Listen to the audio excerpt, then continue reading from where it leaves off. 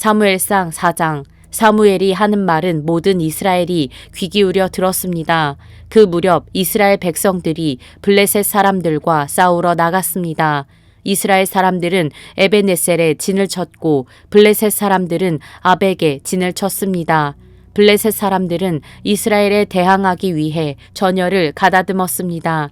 이 전쟁에서 이스라엘은 블레셋 사람들에게 패했고 그 싸움터에서 죽은 군사가 약 4,000명 정도 됐습니다. 군사들이 진영에 돌아오자 이스라엘 장로들이 말했습니다. 여호와께서 오늘 우리를 블레셋 사람들 앞에서 패배하게 하신 이유가 무엇이겠는가? 실로에서 여호와의 언약궤를 가져오자 그 궤가 우리 가운데 오면 우리 적들의 손에서 우리를 구해낼 수 있을 것이다. 그래서 그들은 사람들을 실로에 보냈고 그 사람들은 그룹들 사이에 계신 전능하신 여호와의 언약궤를 갖고 돌아왔습니다.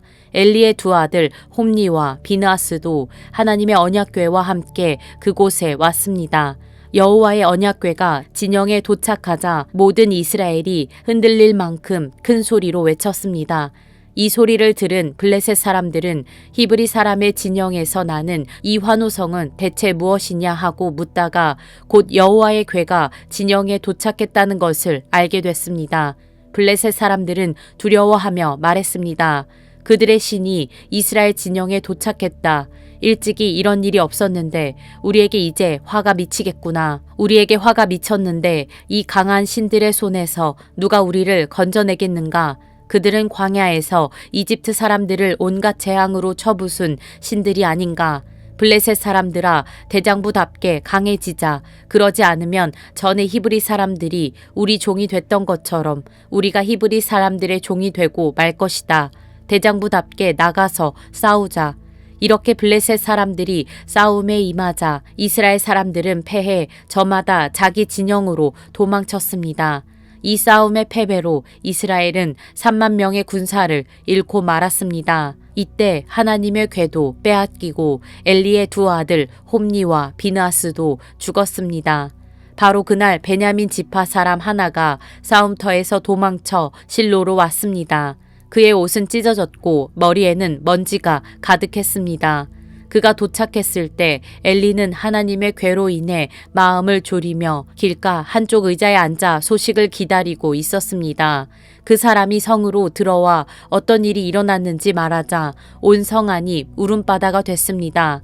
그 울부짖는 소리를 듣고 엘리가 물었습니다. 웬 소란이냐? 그 사람이 곧장 엘리에게 달려왔습니다. 엘리는 98세나 됐기 때문에 눈이 어두워 잘 볼 수 없었습니다. 그 사람이 엘리에게 말했습니다. 저는 전쟁터에서 온 사람입니다.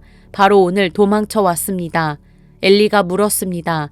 내 아들아, 무슨 일이 있었느냐? 그 소식을 전하는 사람이 대답했습니다. 이스라엘이 블레셋 사람들 앞에서 도망쳤고 수많은 군사들이 죽었습니다. 또한 당신의 두 아들 홈니와 비느하스도 죽었고 하나님의 궤도 빼앗겼습니다. 하나님의 궤에 대한 말을 듣고 엘리는 그만 성문 곁에서 의자 뒤로 거꾸러져 목이 부러진 채 죽고 말았습니다. 그가 나이 많은 노인인데다 몸이 뚱뚱했기 때문이었습니다. 엘리는 40년 동안 이스라엘을 이끌었던 사사였습니다. 그의 며느리인 비느하스의 아내는 임신해 출산할 때가 가까웠습니다. 그녀는 하나님의 궤를 빼앗겼고 시아버지와 남편이 죽었다는 소식을 듣고는 갑자기 진통하다가 몸을 구부린 채 아이를 낳았습니다. 그녀가 숨을 거두려 하는데 옆에 있던 여인들이 두려워하지 마세요. 아들을 낳았어요. 하고 말했습니다. 하지만 그녀는 대꾸하지도 않고 관심도 보이지 않다가 영광이 이스라엘에서 떠났다 하며 아이의 이름을 이가봇이라고 지었습니다. 하나님의 궤를 빼앗겼고 시아버지와 남편이 죽었기 때문입니다. 무엇보다 그녀는 하나님의 궤를 빼앗겼기 때문에 영광이 이스라엘에서 떠났다고 말한 것이었습니다. 사무엘상 5장. 블레셋 사람들은 하나님의 궤를 빼앗아 에벤에셀에서 아스돗으로 가져갔습니다. 그러고 나서 그들은 그 궤를 다곤 신전으로 가져가서 다곤 신상 곁에 두었습니다. 이튿날 아침 일찍 아스돗 사람들이 일어나 보니 다곤이 여호와의 궤 앞에서 얼굴을 땅에 박고 넘어져 있었습니다. 그들은 다곤을 일으켜 다시 제자리에 세워두었습니다. 그 다음날 그들이 일어나 보니 다곤이 여호와의 궤 앞에서 얼굴을 땅에 박고 넘어져 있었습니다.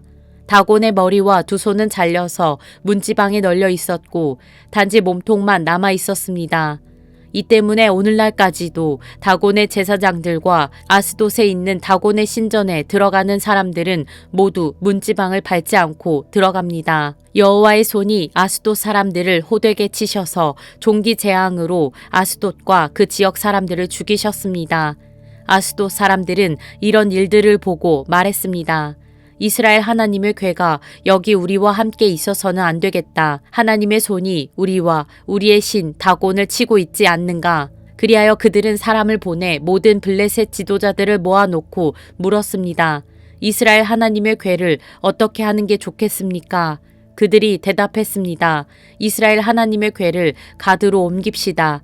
그리하여 그들은 이스라엘 하나님의 궤를 옮겼습니다. 그러나 그들이 궤를 옮기고 난 후 여호와의 손이 또 그 성을 치셔서 사람들이 큰 고통을 겪게 됐습니다. 젊은이나 늙은이나 할 것 없이 그 성 사람들은 모두 종기가 났습니다. 그리하여 그들은 하나님의 궤를 에그론으로 보냈습니다. 하나님의 궤가 에그론에 들어서자 에그론 사람들이 부르짖으며 말했습니다. 저 사람들이 우리와 우리 백성들을 죽이려고 하나님의 궤를 가져왔다. 그래서 그들은 블레셋 지도자들을 모두 불러놓고 말했습니다. 이스라엘 하나님의 궤를 보내 원래 있던 곳으로 되돌려 놓읍시다. 그러지 않으면 그 궤가 우리와 우리 백성들을 죽일 것입니다. 이는 궤가 가는 곳마다 죽음의 고통이 그 성 전체를 덮었기 때문이었습니다. 하나님께서 치시는 손길이 하도 호되어 죽지 않고 살아남은 사람들은 종기에 시달렸고 그 성의 부르짖음은 하늘까지 닿았습니다. 사무엘상 6장. 여호와의 궤가 블레셋 땅에 있은 지 7개월이 지났을 때 블레셋 사람들이 제사장들과 점쟁이들을 불러서 말했습니다. 우리가 여호와의 궤를 어떻게 하는 것이 좋겠습니까? 우리가 그것을 어떤 식으로 제자리로 돌려보내야 할지 알려주십시오. 그들이 대답했습니다. 이스라엘 하나님의 궤를 돌려보내려면 빈손으로 그냥 보내서는 안 됩니다. 반드시 그 신에게 속건 제물을 바쳐야 합니다. 그래야만 여러분이 낫게 되고 왜 그 신의 손이 여러분에게서 떠나지 않았는지도 알게 될 것입니다. 블레셋 사람들이 물었습니다. 어떤 속건 제물을 그 신에게 바쳐야 합니까? 그들이 대답했습니다. 블레셋 지도자들의 수에 따라 금으로 만든 5개의 종기와 5마리의 금 쥐를 바쳐야 합니다. 같은 수의 재앙이 여러분과 여러분의 지도자들에게 내렸기 때문입니다. 여러분들은 여러분이 앓고 있는 종기와 이 땅을 휩쓸고 있는 쥐의 모양을 만들어 바치고 이스라엘의 신께 경의를 표하십시오. 그러면 혹시 하나님이 여러분과 여러분의 신들과 여러분의 땅을 치시던 손을 거두실지도 모릅니다. 여러분은 어찌 이집트 사람들과 바로처럼 고집을 부리려고 합니까? 하나님이 그들에게 온갖 재앙을 내리신 후에야 그들이 이스라엘 사람들을 보내 자기 길을 가게 하지 않았습니까?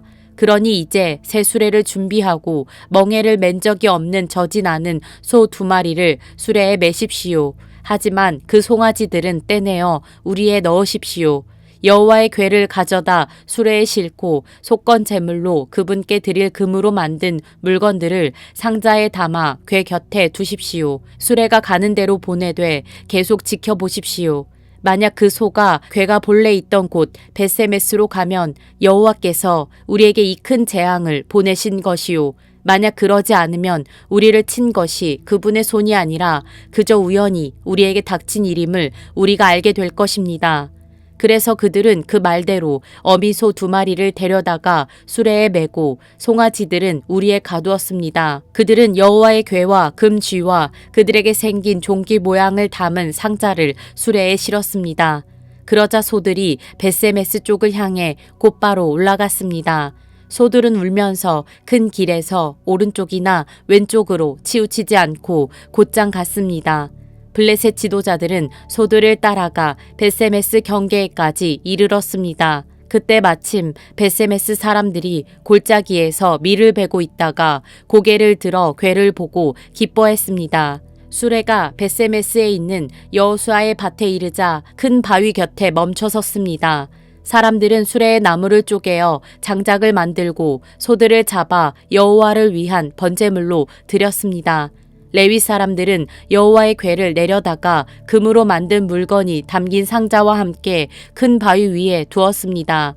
그날 벳세메스 사람들은 여호와께 번제물을 드리고 다른 희생 제물도 드렸습니다.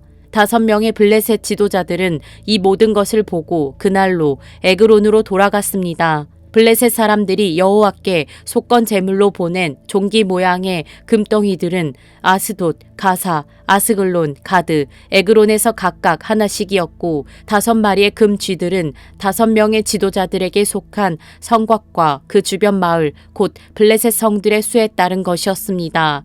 여호와의 궤가 놓였던 이 큰 바위는 오늘날까지도 벳세메스 사람 여호수아의 밭에 증거로 남아 있습니다. 그런데 벳세메스 사람들이 여호와의 궤를 들여다보았기 때문에 여호와께서는 백성들 가운데 5만 70명을 죽이셨습니다. 사람들은 여호와께서 백성들을 심하게 치신 일로 크게 슬퍼했습니다. 벳세메스 사람들은 말했습니다. 이 거룩하신 하나님 여호와 앞에 누가 서겠는가? 이 궤를 여기서 누구에게로 보내야 하는가? 그러고 나서 그들은 기럇 여아림 사람들에게 사람을 보내 말했습니다. 블레셋 사람들이 여호와의 궤를 돌려주었으니 내려와서 그것을 가져가시오.